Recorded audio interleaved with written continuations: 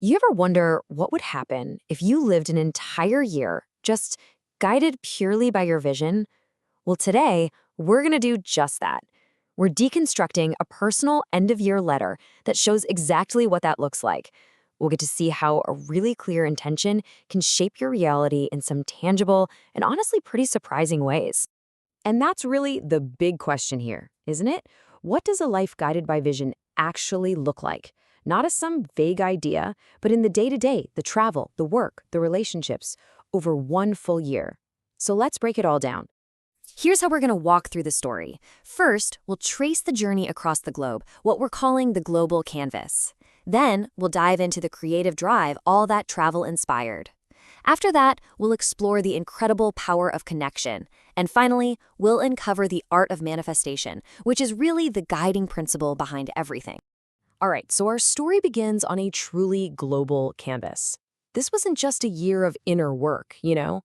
It was a year of constant motion, a physical journey that spanned multiple continents and some of the most diverse places on Earth. The year actually kicked off with a totally impromptu trip to Germany. I mean, talk about a storybook start, right? Hiking through the snowy Alps, surrounded by the magic of Christmas markets and festive concerts. And then, from the snows of Europe, the journey shifted inward. In April, they flew to India. And the purpose of this trip was a meeting with a profound source of inspiration, their spiritual guide, Dr. Karthian, who they see as a model for a life dedicated to service. Summer brought them back home, to an island in the Pacific Northwest. And here, the focus really turned to the wild. They spent their time sailing the local waters, connecting with the resident orcas and gray whales. And the year's travel arc kind of came full circle, ending back in Southeast Asia. After returning to their home base in Bali, they embarked on an absolute dream trip to Raja Ampat, Indonesia, which is this remote paradise of pristine, pure white sand beaches. So when you lay it all out like this, the scale is it's incredible.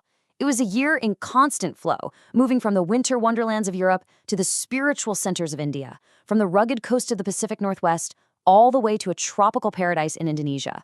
A truly global canvas for one life in one year.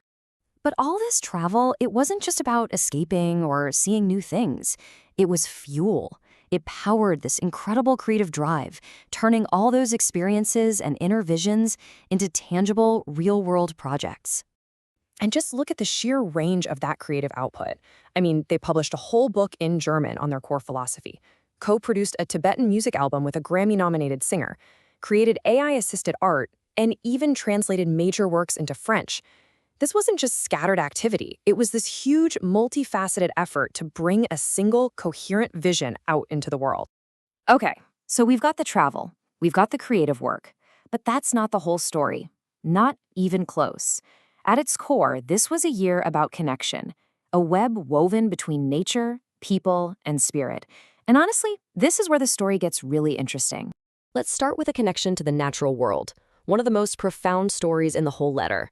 It centers on an orca named Ruffles, who the author describes sharing this deep, almost telepathic bond with for more than 15 years. This quote, it just says it all. It describes this moment years ago on her birthday, where she felt she mentally called out to Ruffles, and he actually responded. It was only this past year that she got the news that he had passed away, which brought a sense of closure to this long, incredibly meaningful connection with an animal she called a grand being. And this web of connection wasn't just with nature. It extended to people, too, often in these just uncanny ways. A musician they met at a New Year's party turned into a key collaborator on an album. A chance meeting with a former student gave them this powerful affirmation. Even their neighbor, a famous guitarist, became part of the story. It was like each person just appeared at the exact right moment. So you see all this, right? The world travel, the huge creative output, these deep connections, and you have to ask, what's the engine driving all of this? And that brings us to the core philosophy that's woven through the entire letter, the art of manifestation. This quote from the letter, it just captures the essence of it perfectly. It's this sense of wonder and trust that when you hold a clear intention, the universe somehow conspires to deliver it, often in ways you could never have planned. So let's get clear. What does living from vision actually mean? Well, according to the letter, it is not just wishful thinking, it's an active practice. It's about holding a really clear inner picture of what you want to create, and then trusting that life will orchestrate the how. And this is where the rubber really meets the road. They held a vision of these pristine beaches, and boom, a heavily discounted sailing trip to Raja Ampat suddenly becomes available. They set an intention to help solve Bali's plastic waste problem, and the couple who ends up renting their home turns out to be developing that exact solution.